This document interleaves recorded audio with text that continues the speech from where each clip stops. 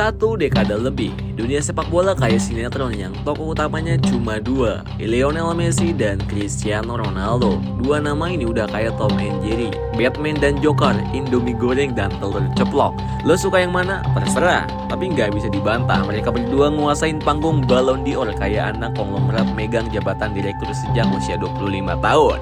Tapi sekarang kita masuk ke era baru, era post Messi Ronaldo. CR7 pun udah pindah ke Liga Arab. Messi lagi main santai di MLS sambil jadi brand ambassador wisata Miami.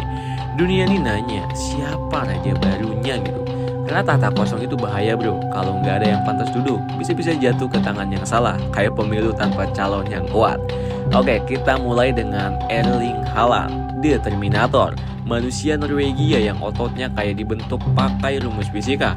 Musim lalu dia mencahin rekor gol Premier League kayak lagi main Football Manager dengan cheat 52 gol dalam semusim. Lo bayangin, itu angka yang bikin striker lain insecure sampai ganti posisi jadi gelandang. Tapi ya, kok gak dapat Ballon d'Or ya? Nah, ini nih awal dari drama. Haaland emang mesin gol, tapi kadang terlalu robot, gak punya daya tarik artistik.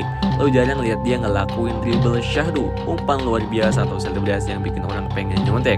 Dia tuh efektif, membuktikan, tapi nggak glamor gitu. Kayak murid ranking 1 yang dapat nilai 100 tapi nggak pernah eksis di acara pensi gitu. Lanjut ke Kylian Mbappe, si kuda-kuda ninja. Nah ini agak beda nih. Mbappe itu anak generasi TikTok yang jago ngedrip di lapangan. Larinya kayak Sonic, dribblenya kayak nyetir mobil sport di jalan tol kosong. Dia juara dunia umur 19, top skor Piala Dunia 2022, dan mainnya bawa vibes superstar sejati. Masalahnya, ya klubnya sendiri. Selama main di PSG, dia kayak ngelukis karya seni di dinding sekolah. Bagus sih, tapi orang nggak lihat gitu. Gak cukup panggung buat berikan dia the next king. Tapi sekarang dia cabut ke Real Madrid, sang raja Eropa. Nah ini nih waktu yang tepat gitu buat buktiin. Kalau di Madrid dia bisa angkat UCL, top skor, dan tetap ganteng. Maksud gua konsisten gitu. Dia bisa langsung naik tahta bro.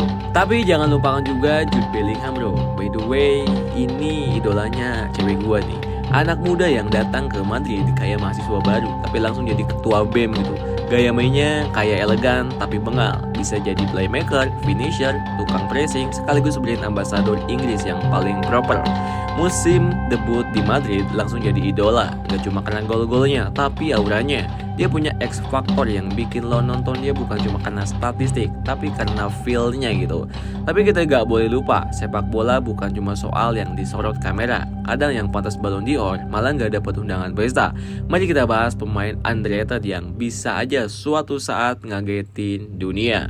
Yang pertama itu Rodri dari Manchester City. Bro, ini glue guy-nya City nih. Kalau Haaland mesin cetaknya, Rodri itu baut pengikatnya, nggak flashy, nggak banyak gaya. Tapi coba City main tanpa dia, kacau pasti bro. Dia kayak wifi, lo gak sadar pentingnya sampai dia hilang. Pemain kayak gini kadang susah menang Ballon d'Or karena nggak wow. Tapi kalau sepak bola mulai lebih adil, nama Rodri harus mulai dipertimbangkan sih. Kedua, Bukayo Saka atau Martin Odegaard. Dua bocah Arsenal yang udah jadi tulang punggung tim. Gak perlu heboh, tapi performanya stabil dan konsisten. Kalau Arsenal bisa bawa pulang trofi besar, bisa aja nama mereka nongol di nominasi Ballon d'Or dengan serius sih. Keempat, Vinicius Junior. Ini pemain satu lagi yang gak bisa dianggap enteng bro. Dribble maut, kecepatan absurd, dan sekarang finishingnya juga makin tajam. Dia udah mulai ngelawan stigma pemain samba doang. Bahkan tahun ini dia bisa banget jadi favorit Ballon d'Or. Apalagi kalau Madrid juara UCL dan Copa America dibantu dia gitu. Dan kelima ada The Wonder Kid Lamine Yamal. Nah ini dia si bocah ajaib dari Catalonia yang baru aja 17 tahun tapi udah main di timnas Spanyol dan Barcelona. Kayak udah umur 26 tahun. Mainnya santai, pintar, licin, dan kadang kayak gak sadar kalau dia tuh baru lulus SMP gitu. Dribblenya itu loh halus banget. Gaya mainnya kayak Messi muda yang lahir ulang tapi versi lebih kalem. Gak banyak gaya, tapi sekali dapat bola bisa bikin satu tim kelabakan. Euro 2024 baru beberapa match dia udah jadi pusat perhatian. Dan yang bikin makin horor, dia belum resmi masuk masa prime bro.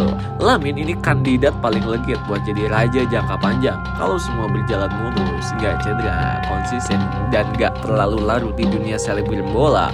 Kalau dia bisa bantu Spanyol Spanyol juara Euro dan konsisten di Barca, kita bukan cuma bicara nominasi Ballon d'Or. Dia bisa jadi Ballon d'Or termuda sepanjang sejarah, merebut rekor Messi dari Messi sendiri. Gila nggak tuh? Tapi dibalik semua nama itu, satu pertanyaan tetap menggantung di langit sepak bola. Apakah kita akan pernah punya satu lagi pemain yang ngedominasi Ballon d'Or selama 10 tahun? Atau era itu udah lewat?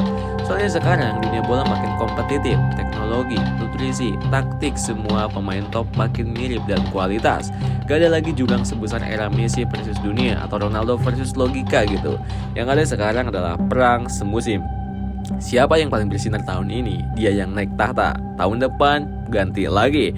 Dan jujur, mungkin itu lebih seru karena lo nggak tahu siapa yang akan naik. Gak ada jaminan, gak ada yang aman. Semua harus terus membuktikan diri. Jadi siapa nih raja baru sepak bola dunia? Gua nggak bisa jawab mutlak, tapi satu hal pasti, Messi dan Ronaldo udah bikin standar kayak dewa.